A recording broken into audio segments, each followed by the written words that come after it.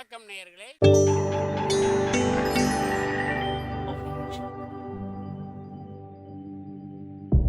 மகிழ்ச்சிக்கோர் தென்கட்சி என்ற அலைவரிசையில்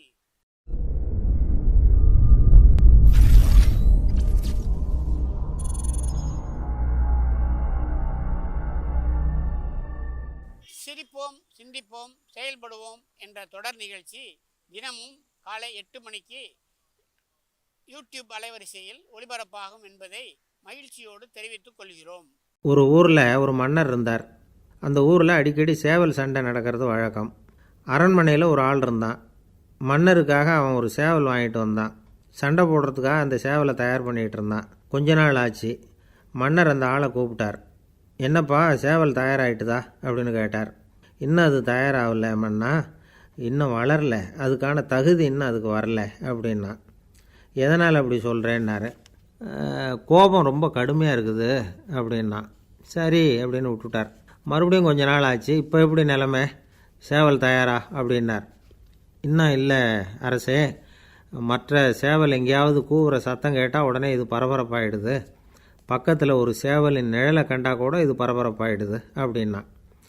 சரி, இன்னும் கொஞ்ச நாள் ஆகட்டும்னு விட்டுட்டார். கொஞ்ச நாள் ஆச்சு. இப்போ மறுபடியும் விசாரித்தார்.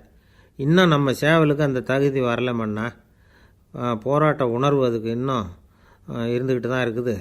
உள்ளே மெதுவாக தான் எரிய ஆரம்பிச்சிருக்குது போராட்ட உணர்வு. அப்படி இருக்கக்கூடாது, அது பற்றி எரிய வேண்டாமா அப்படின்னா. இன்னும் கொஞ்ச நாள் ஆச்சு. இப்போ எப்படின்னு கேட்டார். இப்போ அவன் சொன்னான், மன்னா கிட்டத்தட்ட அது போருக்கு தயாராகிட்டுது அப்படின்னு நினைக்கிறேன்னா. எதனால் அப்படி சொல்கிற அப்படின்னு கேட்டார்.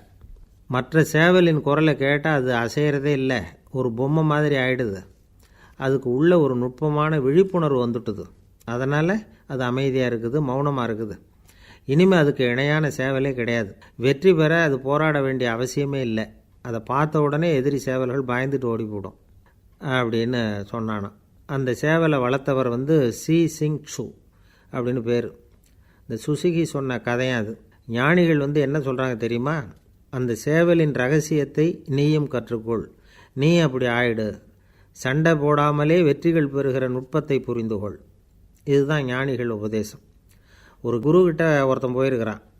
எனக்கு சண்டை போட கற்றுக் கொடுங்கண்ணா. அதுக்கு என்ன செய்யணும்னார். என்ன உங்கள் மாணவனாக சேர்த்துங்கண்ணா. சரி, இப்போ உன்னுடைய பலம் என்னன்னு கேட்டிருக்கார். இப்போ நான் தனி ஆளாக இருந்து ஒரு 100 பேரை சமாளிப்பேன் நானா. சரி அப்படின்னா என்னுடைய மாணவனாக உன்னை சேர்த்துக்கிறேன்ருக்கார். சேர்த்துக்கிட்டார். 6 மாதம் பயிற்சி கொடுத்தார். அதுக்கப்புறம் இவனை கூப்பிட்டு கேட்டார், இப்போ உன்னுடைய திறமை எவ்வளவுன்னு. இப்போ நான் தனி ஆளாக இருந்து ஒரு 50 பேரை சமாளிப்பேன் நானா. இன்னும் உனக்கு பயிற்சி தேவைன்னாராம். தொடர்ந்து சில நுட்பங்களை எல்லாம் சொல்லி கொடுத்துருக்கிறார். 1 வருஷம் ஆச்சு. எல்லாத்தையும் கற்றுக் கொடுத்துட்டார். அப்புறம் கூப்பிட்டு கேட்டார், இப்போ உன்னுடைய திறமை எப்படிப்பா, எதிரிகள் எத்தனை பேரை உன்னால் சமாளிக்க முடியும்னாராம். அவன் சொன்னான், ஐயா, எதிரிகளின் பலம் என்னங்கிறத புரிஞ்சிக்காம அதை நான் சொல்ல முடியாதுன்னு நானும். இனிமேல் உனக்கு பயிற்சி தேவையில்லை, போயிட்டு வான்னு அனுப்பி வச்சுட்டாரான். ஒரு உண்மையை நாம் புரிஞ்சுக்கணும். அதாவது அடிக்கிறதுக்கு நமக்கு துணிச்சல் தேவையில்லை, அடிக்காமல் இருக்கிறதுக்கு தான் துணிச்சல் தேவை. அடித்தா திருப்பி அடிக்கிறவன் மன உறுதி உள்ளவன் இல்லை, அடித்தா திருப்பி அடிக்காமல் இருக்கிறான் பாருங்க, அவன் தான் மன உறுதி உள்ளவன்.